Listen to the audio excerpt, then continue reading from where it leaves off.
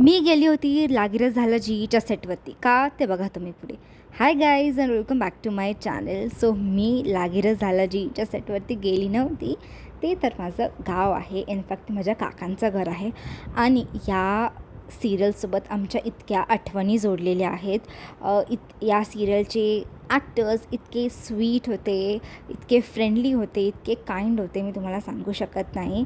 He serial almost 3 to 4 इयर्ससाठी होती आणि आम्ही दरवर्षी समर वेकेशन्समध्ये जेव्हाही गावाला जायचो आम्ही आमचा फुल डे लागीरच झालं जीच्या सेटवरती स्पेंड करायचो. आम्ही फक्त घरी रात्री झोपायला यायचो. आमचं नाश्ता, दुपारचं जेवण, रात्रीचं डिनर आम्ही सगळं तिथेच करायचो तिथल्या ॲक्टर्ससोबत.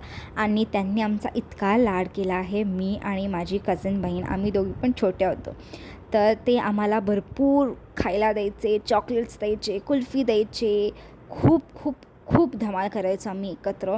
आणि आम्ही इतके खेळायचो, फोटोज काढायचो.